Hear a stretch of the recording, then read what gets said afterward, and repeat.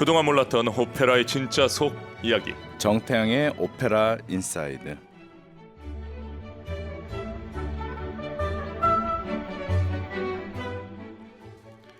피아니스트 정태양 선생님 출연하셨습니다. 안녕하십니까? 네, 여러분 안녕하세요. 피아니스트 정태양입니다.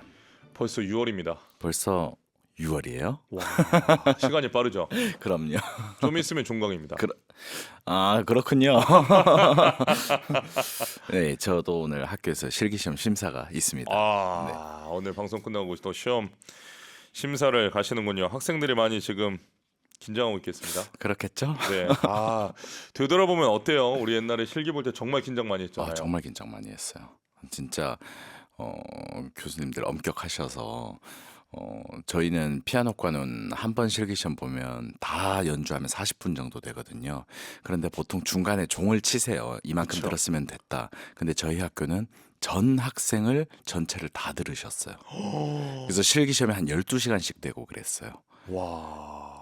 그렇게 들어주신 이제 교수님들한테 지금 생각해 보면 너무 감사하고 정말 땀을 뻘뻘 흘리면서 나왔던 그런 기억이 있습니다. 맞아요. 내가 들려주고 싶은 부분이 있는데 미리 종을 쳐서 속상할 때가 있는데 다 들어주시면 그렇죠. 감사하네요. 연주자로서 기반을 마련해 주신 거죠. 와우. 자, 화요일이 기다려지는 이유. 오페라를 만나는 재미 덕분입니다. 오늘은 어떤 오페라를 갖고 오셨습니까? 네, 지난주에 마스카니의 까발레리아 루스티카나를 하면서 생각난 오페라죠. 바로 푸치니의 잔니 스키키입니다.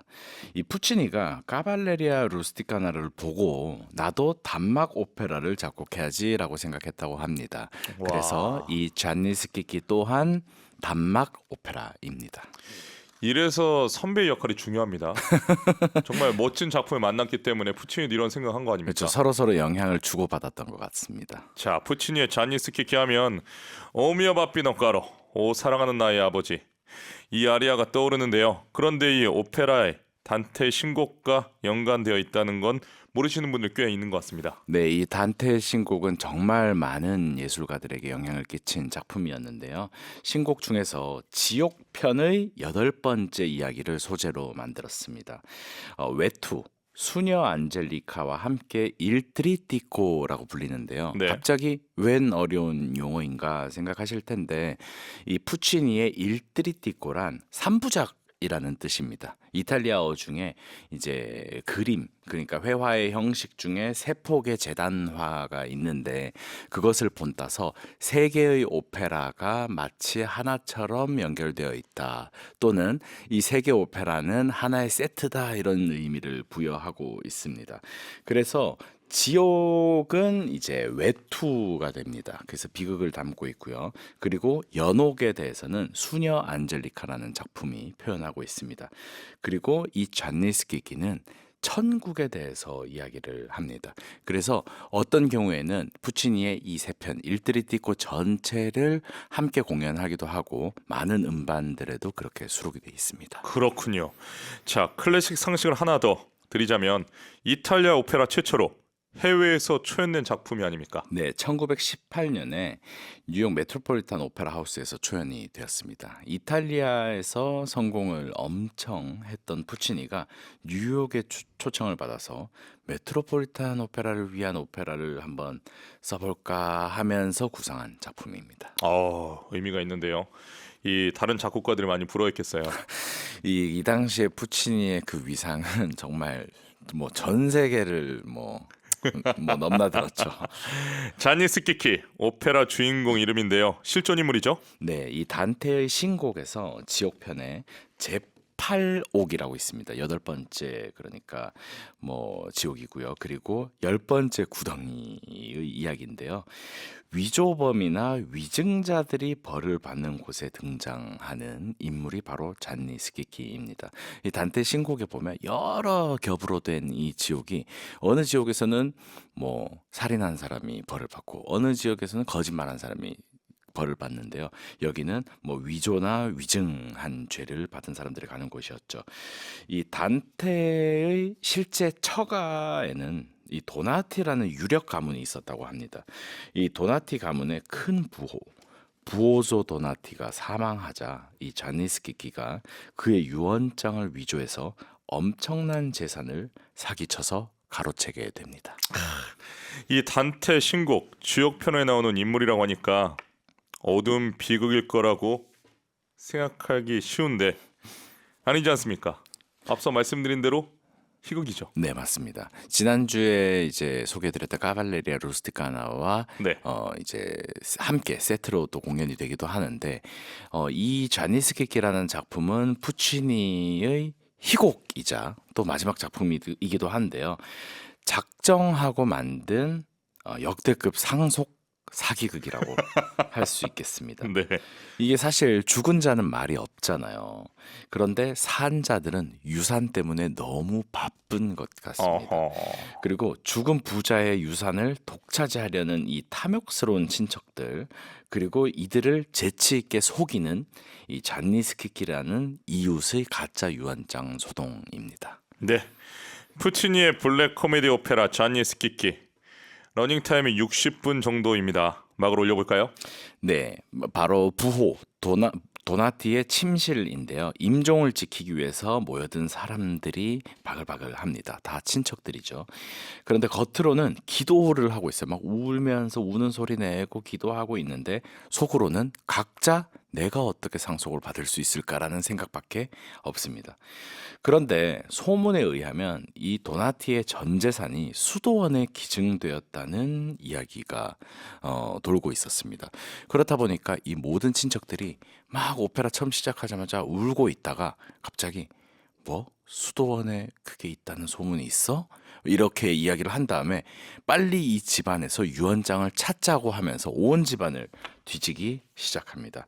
그런데 이제 조카 리누초가 유언장을 발견하거든요. 그런데 라우레타와 결혼을 승낙해달라고 하는 인물이 바로 이 리누초입니다. 유언장에는 어떤 말들이 적혀 있었을 텐데요. 과연 어떤 말이었을까요? 너무 궁금한데요. 유언장 펼쳐보니까 어떤 말이 있습니까? 오케스트라가 뭔가 약간 엄숙한, 그러니까 분위기를 좀 잡기 시작하고요. 예. 동시에 친척들이 초조하게 유언장을 펴니다.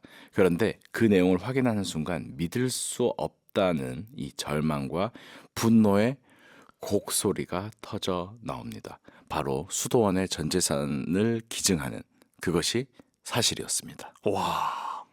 여러분 시작부터 스토리가 흥미진진합니다. 자, 그럼 노래는 어떤 곡부터 들어볼까요? 리누초가 아까 라우레타와 결혼을 하고 싶은 이 조카 청년이라고 했잖아요. 네. 이 리누초가 저 동네에 옆 동네에 잔니스키키라는 굉장히 지혜로운 사람이 살고 있다. 그 사람을 불러서 우리를 좀 도와달라고 하자. 이 유언장을 좀 어떻게 해보자라고 이야기하는데요.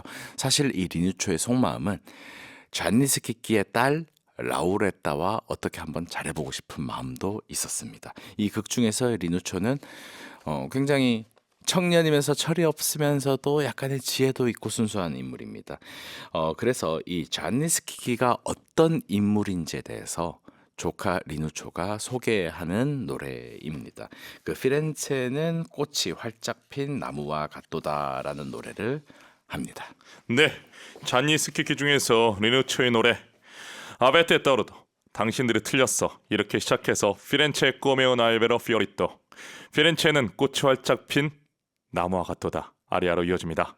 테너 까를로 델 몬테 음성, 가브리엘레 산티니가 지휘하는 로마 국립오페라 극장 오케스트라의 연주입니다. 푸치니 오페라 잔니스키키 중 아베테 떠르도 당신들이 틀렸어. 피렌체 꼬메온 알베로 피오리토. 피렌체는 꽃이 활짝 핀 나무와 같도다. 테너 까를로 델 몬테, 가브리엘레 산티니가 지휘하는 로마 국립오페라 극장 오케스트라 연주였습니다. 이제 주인공 잔니스키키와 딸 라우레타가 등장합니다. 그런데 특이한 게 있어요. 잔니스키키는 50살, 라우레타는 21살. 이렇게 모든 등장인물의 나이를 적어놨거든요. 보통 나이까지는 캐릭터에 안 적지 않나요? 네, 잘 안 적는데요. 네. 저는 이거 보면서 그냥 약간 농담으로 생각했던 것은 분장팀이 조금 수월하겠다 이런 생각을 했어요. 가이드가 확실히 네, 있으니까. 대략의 나이대가 있으니까요. 그런데 조금 더 구체성을 띠는 데는 약간 이 이야기에 신빙성을 약간 주기 위한 게 아닐까라는 그냥 저는 개인적으로 추측을 했습니다. 그래서 이 친척들이 정말 여럿이 나오는데요. 뭐 사촌도 나오고 삼촌도 나오고 조카도 나오고 하는데 그 가운데서 어떤 관계 설정을 명확하게 하기 위함이 아닐까 생각을 했었고 그런 만큼 등장인물들의 입체적인 묘사가 뛰어난 작품입니다. 왠지 푸치니는 캐스팅에 민감했을 것 같아요. 그리고 자기 작품에 네. 아무리 노래를 잘해도 이 나이 또래에 캐스팅 됐으면 좋겠다라는 암시가 아닐까라는 생각이 듭니다. 그런 작곡가들이 분명히 있었을 거예요. 네. 자, 21살 어여쁜 라우레타.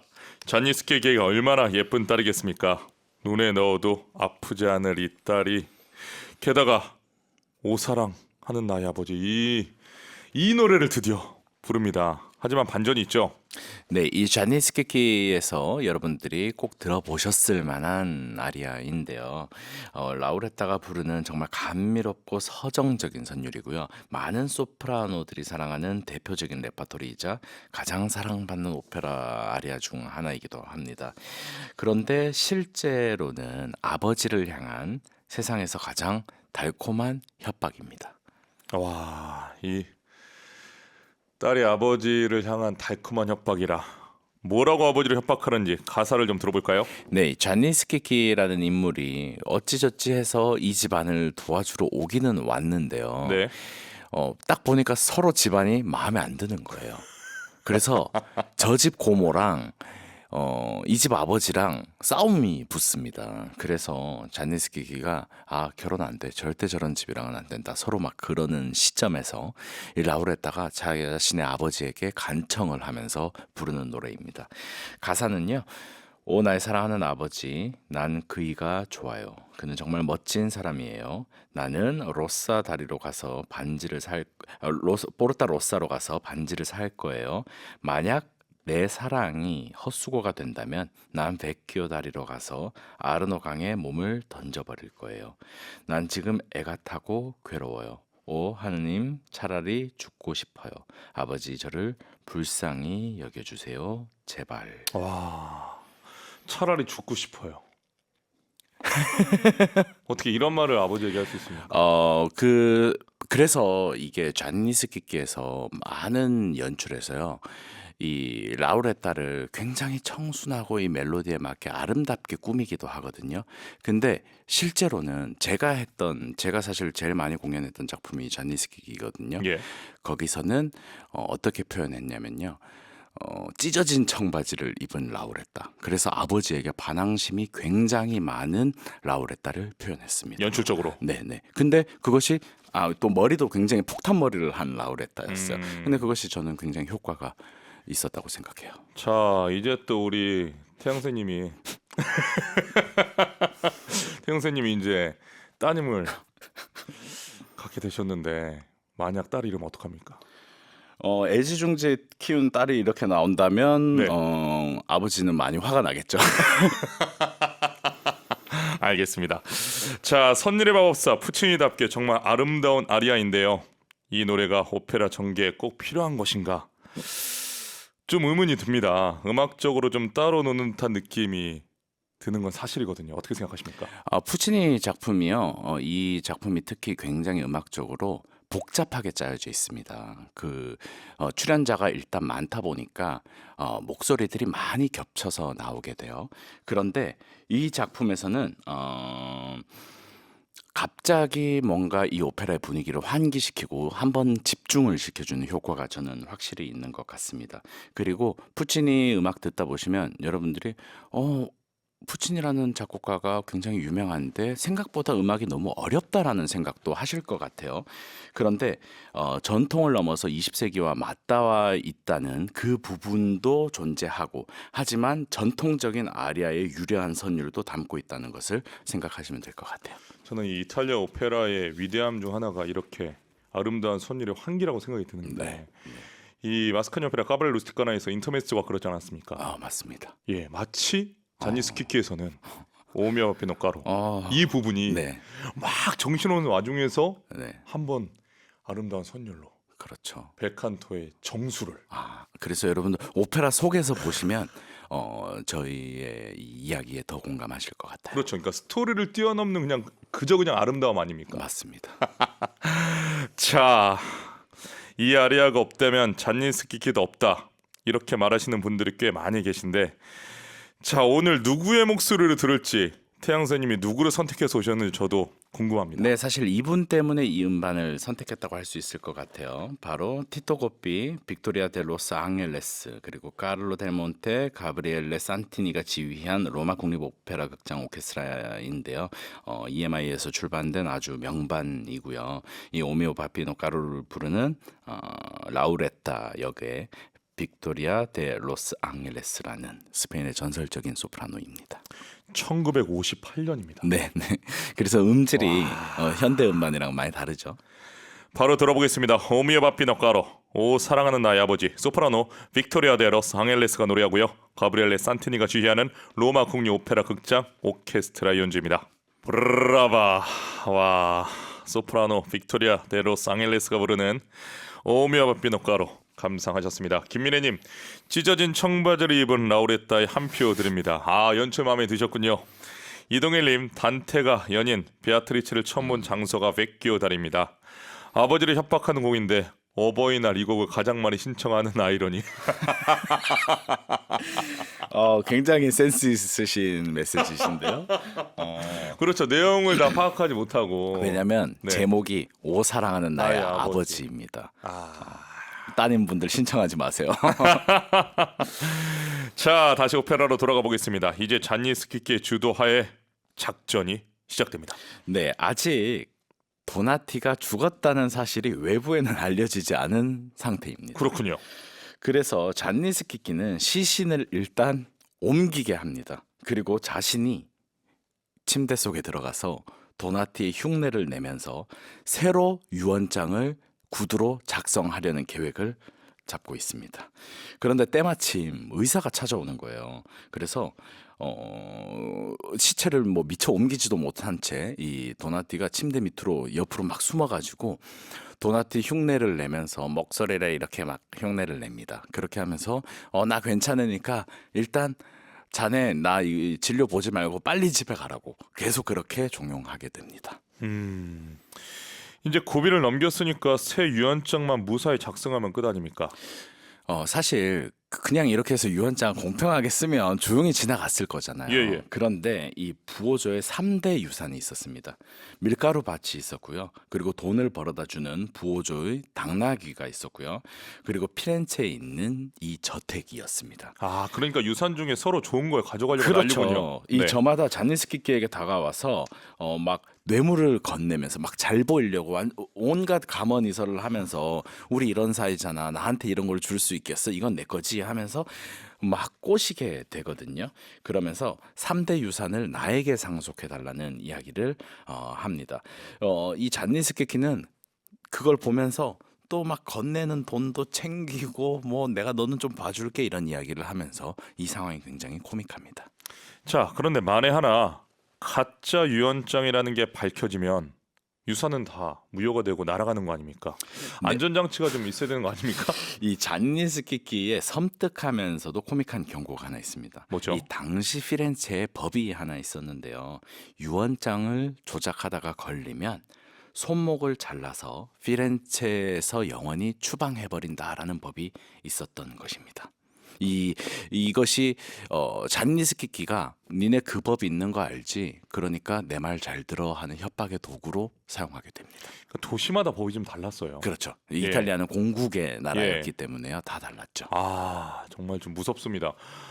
자, 이런 상황인데요. 이 잔니스키키 역할은 가창력도 가창력이지만 이 연기력도 참 중요하다는 생각이 듭니다. 이 당대 최고의 바리톤으로 꼽히는 티토 고피. 뭐 연기 기가 막히잖아요. 그렇죠. 이 바리톤 연기계의 아이콘이라고 할 수 있는 분이라고 생각하는데 네. 20세기 오페라 역사상 가장 위대한 바리토노 뭐 깐탄테라고 이야기를 한다고 해요. 그런데 노래를 그냥 잘하는 성악가를 넘어서 이 복잡한 심리를 소름 돋도록 정교하게 연기를 해서 오페라의 연기의 중요성을 한 단계 더 끌어올린 인물이라고 할 수 있습니다. 전 학교 다닐 때 생각나는 게 네. 바리톤 최정호 선생님이 네. 본인 이메일을 티토 고피로 하더라고요. 고삐의 연기가 너무 좋다고 메일 주소도 고삐로 만들더라고요. 그렇죠. 잊혀지지가 않아요. 바리톤들께는 그럴 것 같습니다. 네. 자, 잔니스키 기역의 교과서로 불리는 티토 고삐의 매력을 확인할 수 있는 장면, 어떤 장면을 들어볼까요? 네, 본격적으로 가짜 유언장을 작성하는 이 작전을 시작하려는 장면인데요. 이 잔니스키가 안녕 그리운 피렌체여 나는 손이 잘린 팔을 흔들며 작별을 고하네. 그러니까 그 유언장 조작한 걸 들키면 손이 잘린다는 피렌체의 법을 풍자해서 이야기하는 아리아입니다. 네, 지금 이 장면을 통째로 들으니까 정말 오페라 극장에 가서 이 객석에 앉아 오페라를 관람하는 것 같은데요. 여러분 어떠십니까? 들어보겠습니다. 엘라오칼레라 보체 목소리가 똑같았어. 이렇게 시작해서 잔니스키의 노래로 이어집니다. 아티오 피렌체, 아티오 첼로 디비노, 이어티 사우터 컨 구에스토 원케리노. 안녕 피렌체요. 나는 손이 잘린 팔을 흔들며 작별을 구하네. 바리톤 티토 고피아 출연자들 그리고 가브리엘레 산티니가 지휘하는 로마 국립 오페라 극장 오케스트라가 함께합니다. 푸치니 오페라 잔니스키 중에서 가짜 유언장을 만들려고 공모하는 장면을 우리가 들어봤습니다. 바리톤 티토 고피아 출연자들 가브리엘레 산티니가 지휘하는 로마 국립 오페라 극장 오케스트라의 연주였습니다. 이제 공증인이 입회한 가운데 침대에 누운 잔니스키가 목소리를 변조해 가짜 유언을 말합니다. 그런데 순순히 친척들에게 유산을 나눠주면 천하의 잔니스키가 아니겠죠? 네, 처음에는 조금 이런 작은 유산들을 분배하기 시작합니다. 친척들이 원하는 대로 아주 공평하게 누구에게는 무엇을 주고 누구에게는 무엇을 주겠노라. 이것은 너에게 주겠다. 이러면서 이야기를 합니다. 그러니까 이 친척들이 또 연기 대단해요. 옆에서 막 추임새를 계속 넣거든요. 너무 착한 부어서 이러면서 막 감명한 그런 목소리를 막 내죠. 그리고 드디어 모두가 기다리던 아까 전에 그 3대 유산이 있잖아요. 가장 큰 그 저택과 밭과 그 땅들이요. 네. 그것은 누구한테 가냐면요. 자니스키가 이렇게 얘기합니다. 나의 가장 훌륭한 당나귀, 피렌체의 가장 멋진 저택, 그리고 시니아의 기름진 밭은 나의 헌신적이고 솔직한 친구 잔니스키에게 모두 상속한다라고 이야기합니다. 그러니까 한마디로 이제 잔니스키가 도나티인 척하고 누워서 자기 친구 잔니스키에게 준다고 했으니 자신에게 유산을 다 준 게 된 거죠. 그래서 모든 친척들이 이 사기꾼 하면서 달려들려고 하거든요. 네. 근데 공증인이 입회해 있잖아요. 그런데 여러분 아까 전에 기억하시죠? 피렌체 법 있잖아요. 이 유언장을 위조한 자들은 손목을 잘라서 피렌체 밖으로 추방해 버린다라는 법이 있잖아요. 그거를 자니스키가 슬쩍 이야기하면서 니네 손목 조심해 이렇게 이야기를 해서 친척들은 그 자리에서 더 이상 말을 못하게 되죠. 이 뛰는 놈 위에 나는 놈이 있다고 욕심 부리는 친척들도 나쁘지만 또 그걸 또 사기치는 잔니스키가 사실 더 나쁜 거 아닙니까? 그런데 이상하게도 이 잔니스키는 밉상이 아니에요. 이 친척들이요 돈에 정말 눈이 멀어가지고 한 푼이라도 더 값나가는 유산을 챙기려고 혈안이 되어 있잖아요. 네. 그런데 누구 한 명도 부끄러워하는 사람이 없습니다. 어... 그래서인지 오히려 잔꾀를 부려서 이들을 골려주는 잔니스키가 사기꾼이지만 오히려 묘한 카타르시스를 느끼게 하는 것 같습니다. 그리고 시대상의 변화도 느낄 수 있는데요. 이 단테의 신곡에서 잔니스키는 중세의 그 엄격한 기독교 윤리관 그리고 피렌체의 귀족 사회의 가치관을 반영해서 결국에 엄벌을 받게 되거든요. 근데 푸치니 오페라에서는 조금 근대적으로 재해석하게 되는 거죠. 이 자니스키가 단순한 사기꾼이 아니라 구시대의 뭐 귀족들의 위선과 탐욕을 영리하게 역이용하는 신흥 계급의 영웅이자 대변자로 만들어 버리는 거죠. 그러니까 이 캐릭터가 사기꾼이 아닌 정말 매력 있는 사람으로 변모하게 되는 것 같아요. 와, 자, 정말 뭐랄까 이 여러 심리들을 네. 잘 활용한 명작이 아닐까라는 생각을 다시 한번 해봅니다. 자, 그래서 이 유언장 소동이 과연 어떻게 마무리가 됩니까? 네, 이 집의 주인은 바로 나 잔니스키키다. 그러니까 너네들은 나가 하면서 소리를 지르게 되고요. 네. 잔니스키키가 거의 몽둥이를 들고 내쫓습니다. 그리고 발코니의 이제 그 석양을 배경으로 예. 라우레타와 리누초는 아름다운 사랑의 이중창을 부르게 되고요. 그리고 잔니스키키는 관객들을 향해서 갑자기 사회자처럼 앞에 나와서 대사를 하면서 이 오페라가 막을 내리게 됩니다. 자, 마지막에 나오는 잔니스키키의 명대사 이거 놓치면 안 되지 않습니까? 네, 한번 들려주시죠.